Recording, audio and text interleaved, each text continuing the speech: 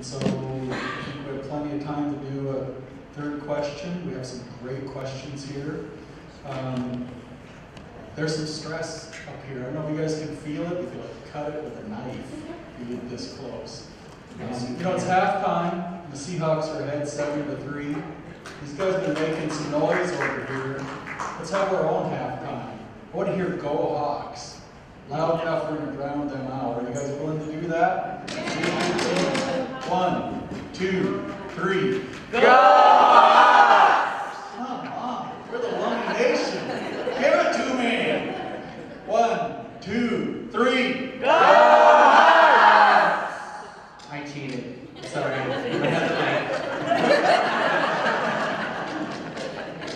That's better. You know, my son's got to go to the San Francisco game where they set the record. And my 14-year-old son at one point was asking my 21-year-old son, "You think I can take my earplugs out?" He was yelling at him. "Can I take them out now?" The 21-year-old said, "What?" He said, it was that loud. We were sitting beside each other. We couldn't hear each other screaming at each other.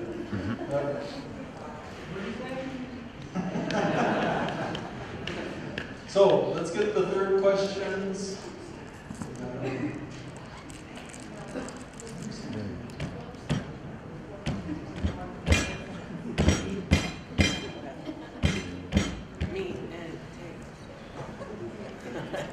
1 minute.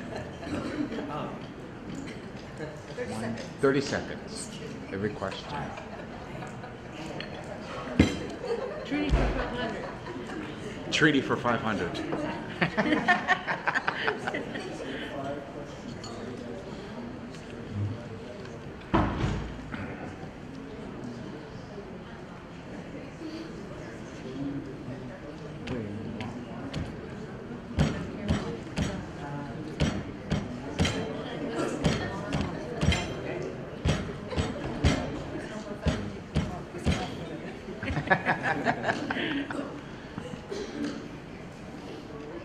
Ooh, wow, this is a good question.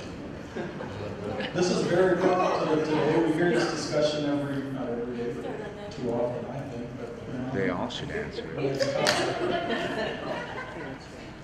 What are your thoughts about legalizing marijuana? Taxes. Taxes. There is We a have 2 minutes.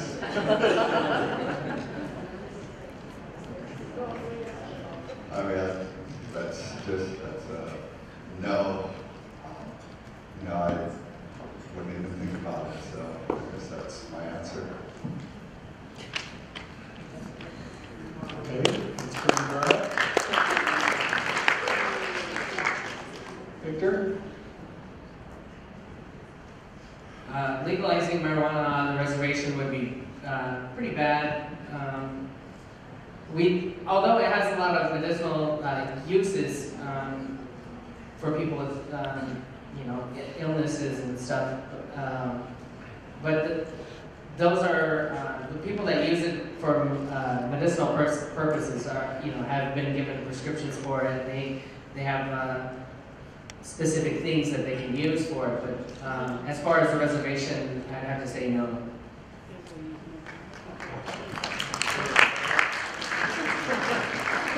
Cheryl? All of them. We want to hear all of them. Yeah. There's some other good questions. No, we want to hear from all of them.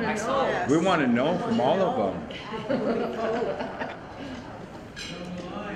Go down the line.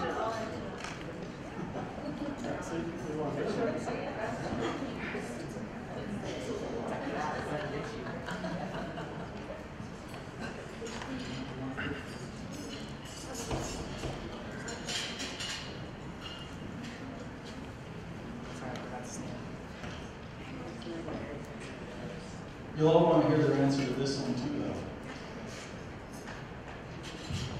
What do you think the role of the General Counsel is, and what should it be? Ooh. Well, as a General Counsel member, I've always had respect for the General Counsel. I believe that general counsel needs to be more than recommendation, and that would be a constitutional change. So I've seen some really growth in the last several years of the knowledge of the general counsel, the wisdom from the general counsel, and holding the council accountable for the issues that we want resolved. I know as a past councilman, we do listen. It's just that how do we communicate back to the general counsel? I know there's a lot of good work going on, but we have a real communication barrier, and I don't know how to fix that. Everybody has money in communications, but we need to figure out how to relay information back and forth. The budget committee is a perfect example. They're appointed by each CBC, which is the voice of our people. That's a real strong voice. You have many community members on there that have been on there for years. That we know the work that we do is recommendation only, and I think that's the challenge we have that we need to fix. That the general counsel has to make the decision, not just recommendation.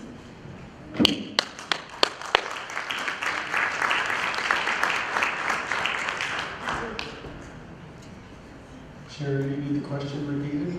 Sure. What do you think the role of the general counsel is, and what should it be? Thank you. Well, I believe the first role of the general counsel is to select their councilman candidates, be here, listen, and that is how your government is totally serviced, is through your elected government. I know the Constitution, it needs changing. I know my late father, Jim Plaster, spent 10 years on the Constitution Committee trying to change it for the better for the general counsel. I believe, along with Cheryl, that the general counsel should have more than just an opportunity to recommend. I believe that we're all in this tribe together. So that role of the general counsel is to make sure that their elected leadership is going to protect our sovereignty, our self-governance, and our trust relationship that we have with the United States government through our treaty. I believe that we have to do everything possible to make the general counsel in the future, and what it should be, is totally successful. We want all our children educated. We want them working all around the world. We want them working in corporate level businesses. We want our children to have a home to come home to. We want our culture here when they still get back. We want to have our winter ceremonies. We want to have a spiritual enlightenment with all of our families, that we love one another, we take care of one another, and the general counsel has a happy community that we're proud of, that other reservations can come into our community and see the unity within us, that we share what we have with others. The tournaments, the youth, right down to the canoe paddling, all of this is our general counsel. It's the Lummi canoes, it's the Lummi drum group, it's the Lummi delegation, it's the Lummi Kateri Tekawitha. That's who we are. Thank you. Thank you. Cheryl, you have 30 seconds to respond. Okay, I've had a lot of discussion with community members and past tribal leaders about the Constitution.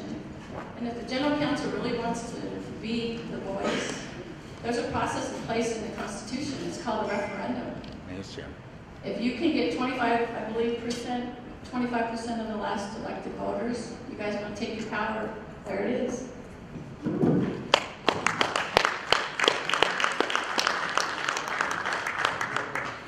Thank you very much.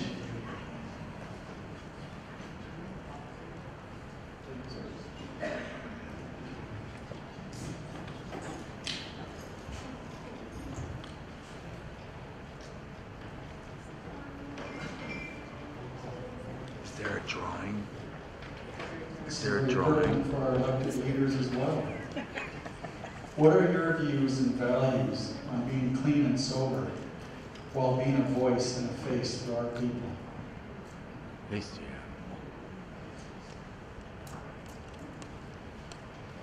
Well, it's a good question. I know that earlier we talked about some of the issues that we're facing in our community around drugs and alcohol, and something that really inspired me to change my life for the better, a healthier lifestyle, was when I was a teenager, getting involved with the Cedar Project and learning about conflict resolution and peacemaking skills and different leadership skills.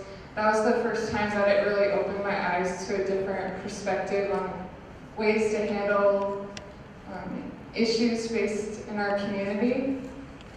And I made up my mind, you know, at that time that I wanted to be a leader that didn't just talk about what we could do, that I actually lived and practiced it. Yes, yeah. So I've been clean and sober for almost I think it's 14 years now.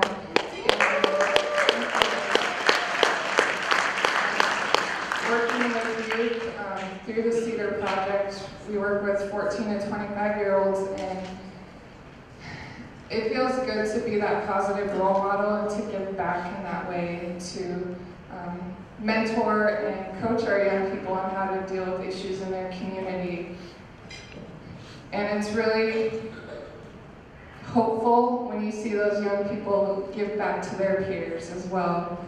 And that's pretty much the essence of it, is living that healthy lifestyle yourself, whether it's drug and alcohol free or even choosing healthy lifestyle in terms of running, healthy activities like canoe pull. I take part in Canoe Journey, and so living it myself, and I think that's something any leader should aspire to, is living and walking their talk. Yes, yeah.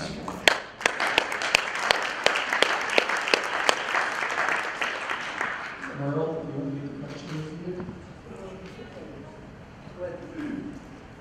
What are your views and values on being clean and sober while being a voice and a face for our people? Okay, well, this year it is the hearing of wellness. This has been the priority for the council for how many years now? Because still our journey is to be healthy, well. But anyway, I've been sobriety for 10 years now. I can remember back in the 70s, 80s, everybody partying. That was the thing. I can remember lots and lots of leaders and we got a business.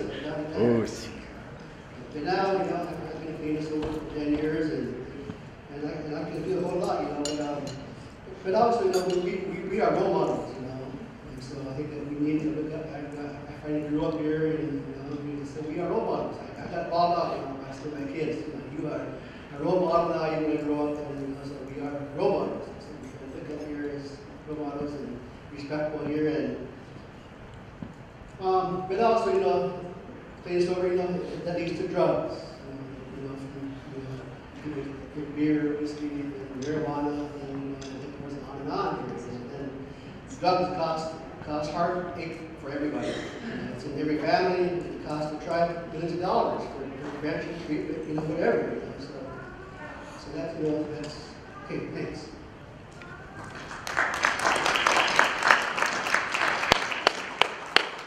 Thank you, Merle. Shasta, you have 30 seconds to respond. Well, I think it's pretty much been said.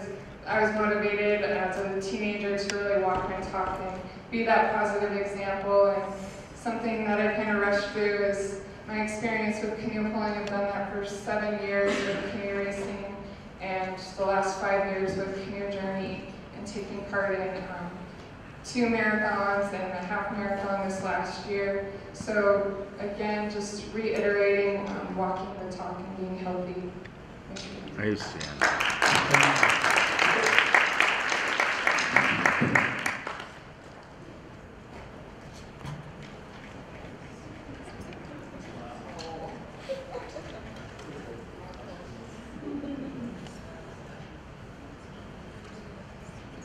One of our elders brought this up, and thought it was a good one to include in the badge, because question that comes up every year at this time. That is, how should Lummi do per capita? Good question. Yes, I vote yes.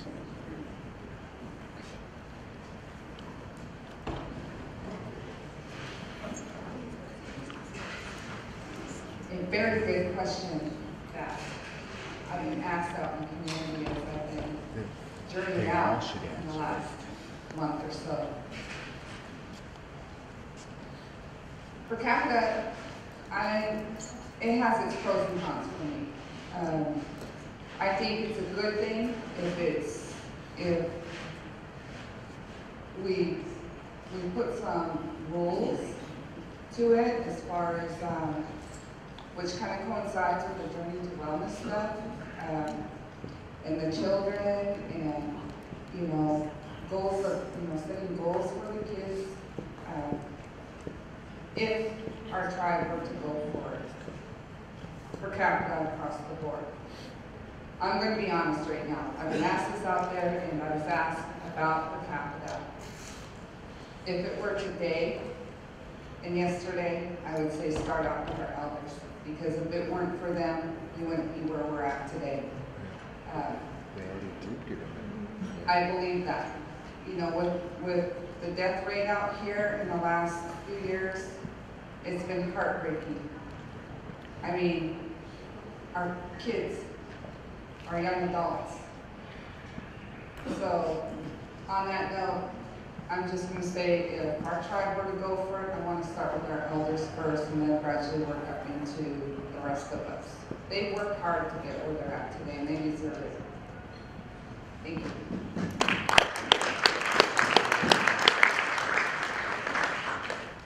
Candy, you get 2 minutes. Okay, thank you. I think that's a very good question. On behalf of the nation, the power comes from the people. So if the people want per capita, there's a few ways to move forward with that. And one of them would be, as Cheryl had mentioned earlier, a referendum. So you would move through a directive to the council about establishing per capita. And how would you do that? By a codification. So how do you roll that out? You have a lot of factors in there, from taxes to benefits and things that could happen or harm fixed income people. So we have to take it very seriously, and I think that's the very reason why we haven't done so far.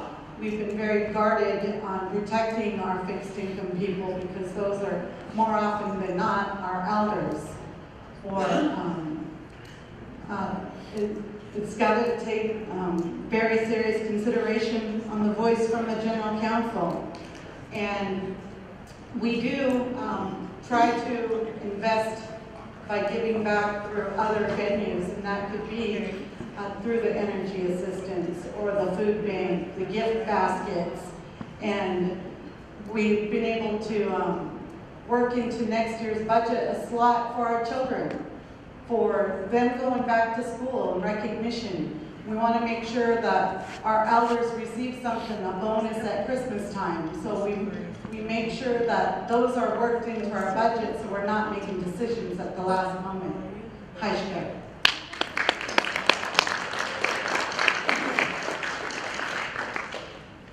Thank you, Candy. Julie, you have 30 seconds to rebut.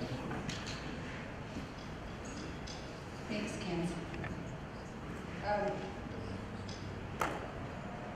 I don't really have much to rebuttal on that, based on history and her service to our community in the last couple of terms, as well as Cheryl and Roger.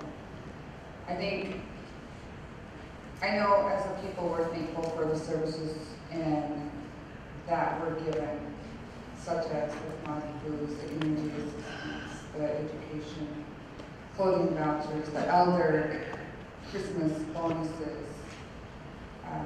I know there's those of us in the middle here that we often wonder why can't we get something out of these Yeah. times, because some of us can't get in on those services. But it's a thoughtful process, and if you want it, go for it. I encourage you to do it. I'm a general counsel member right now, so go for it. That's what your heart wants. Thank you. I hope you weren't disappointed. Those are some tough questions. We can do that. We have a request up front here that we give them each a few more seconds. I'm kidding. A minute or so to do some closing remarks. With your indulgence, we'll let them say something final to you as they ask for your vote.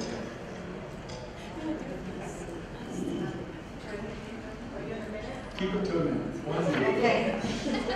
Give us 8 more minutes. Ready, Freddie? Ready, do it.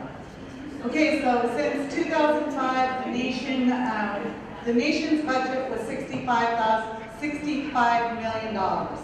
Today, it's $130 million. What we've invested in is our journey to wellness, our restorative justice for our community.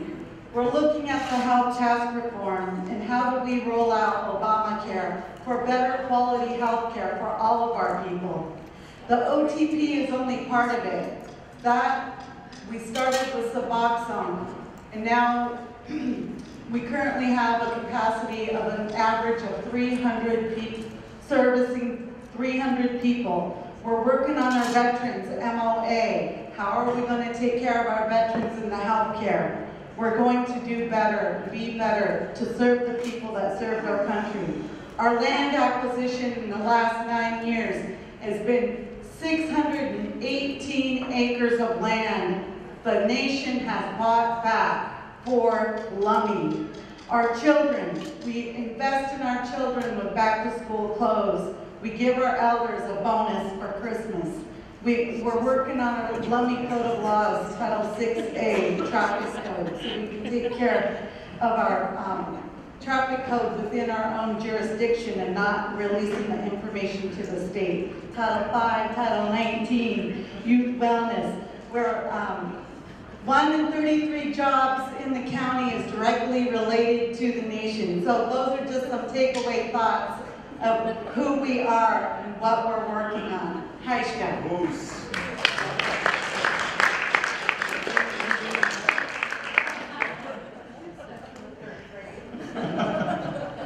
Okay, she got into my minute. I guess all I can say is ditto.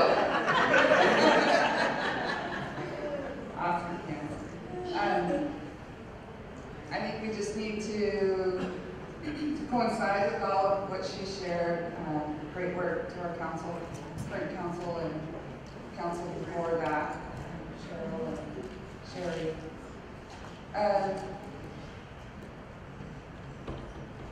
Like Ralph said, it's hard to sell oneself, but all I can say right now is that I'm about, again, protecting our sovereignty and jurisdiction, inheritance rights, primary rights, and protecting our treaty overall, from fishing to hunting to housing to healthcare reform and the big issues that are surfacing at the federal level for us across the country and our tribe and amongst Indian country.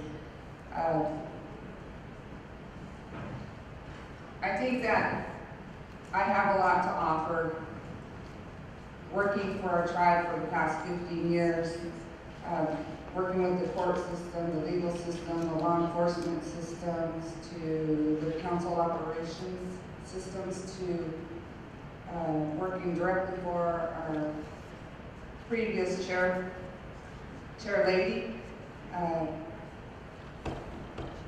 My experience on the gaming commission and opening that this casino and the past casino down at this very point, I think I have a lot to offer from a management perspective. Growing up in a business lifestyle with my parents who owned many businesses all my life since I was 2 years old. I would really appreciate your support. On Jules, Salpolita, Sauce, So a lot of you, vote for me. Love y'all. Bye. Thank you. Merle? Oh, man. Okay.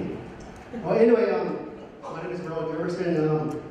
Anyway, we also look at the treaty. You know, the treaty is very, very broad. You know, it covers the habitat, it covers the education as part of the treaty, and cattle, homeland. You know that's where where I've been taught by other leaders about the treaty. The treaty is very broad. It's being gradually being chipped away here and there. By the federal government. The federal government is not up to their trust responsibilities. Protecting our homeland, our education, but there's a lot of issues that the tribe is up against here. One is the treaty rights at risk, and we got to go there in D.C. and make up the government live up to their trust responsibilities. Anything we have to take into court. This is very, very important. The treaty rights. It's very, very, very broad and it affects everybody. It's very important. So I got a lot more of it.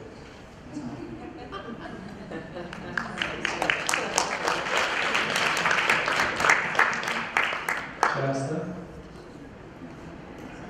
Well, I want to thank all of you who have stayed this whole time to listen to us. I know it's a challenge with the football game going on. Just thank you for being here and listening. And I'd like to thank Julie and her staff for putting this event on. I know it takes a lot of work, and just really grateful that you've done that for us. The other thing I want to say is that I really value the work that has been done by our past tribal leaders and the ones that sit on council today. I don't take that for granted. I'm really grateful for all the people that have let me into their homes. Even if they're not going to vote for me, they've made that decision to listen to my viewpoints, as well as me being able to chance to listen to theirs. So I'm just really grateful for that. And the other thing I want to say is, because we didn't get to talk about all the issues for each candidate, that I'm always willing to listen and get different perspectives. So I want to thank you, Haishka. I hope I have your vote on November 2nd. Thanks.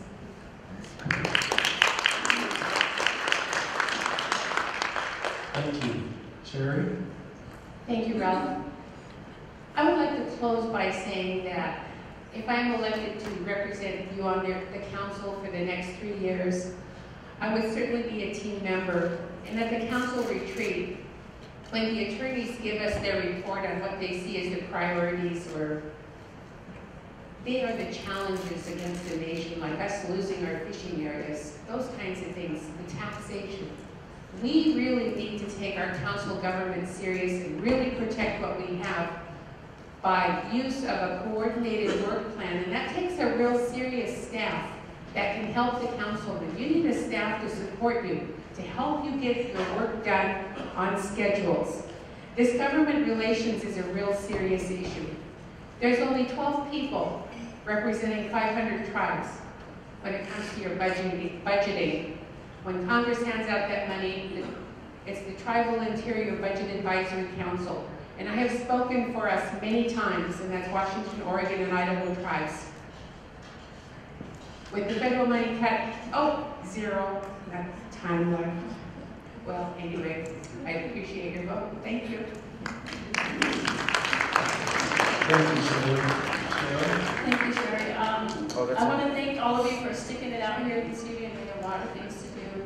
And I also want to thank all of those who voted for me this last go around and those who didn't.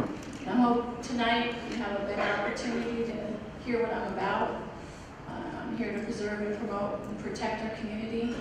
I appreciate the past leaders, the elders, Auntie Ernestine, Mama. I'm serious when I see the matriarchs in the community sitting out there, because they can read you like a book.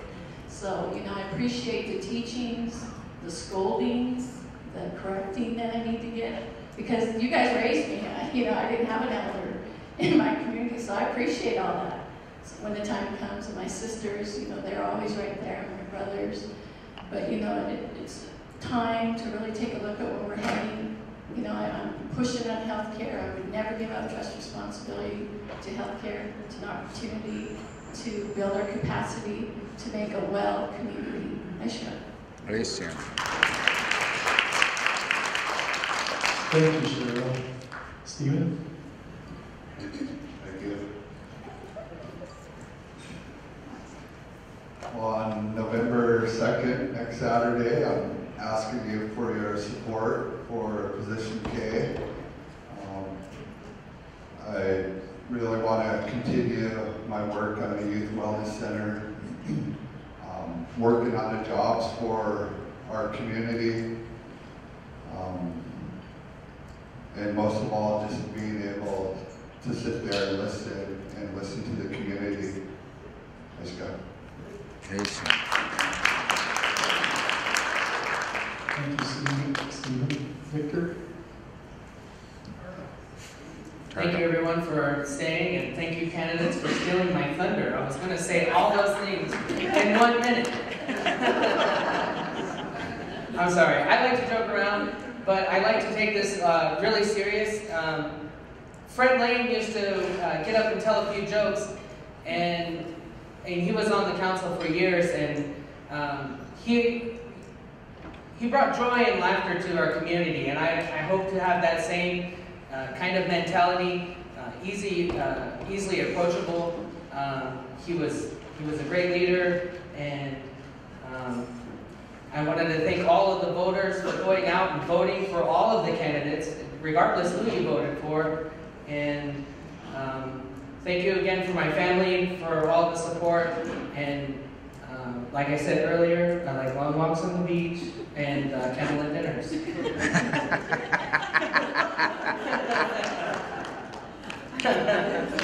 Thank you guys. Thank you for coming out.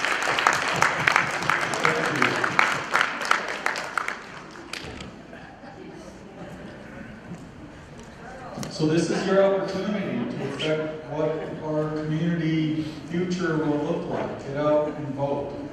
Like Fred was sharing earlier, you can't make it to the polls, call. The polls will come to you. You're not going to be around on Saturday. Get down there and do an absentee ballot ahead of time. So please, vote. Whoever you vote for, practice that right. This is how we decide what our government's going. Also, please be careful going home. I love you all. I want you to be safe. Have a nice evening. Appreciate you seeing you.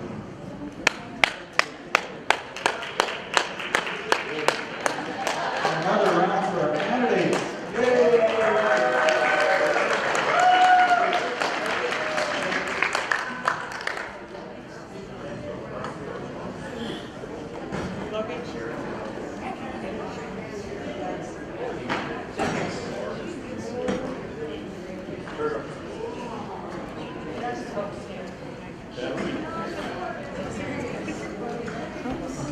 And that's a wrap. We have the elections committee.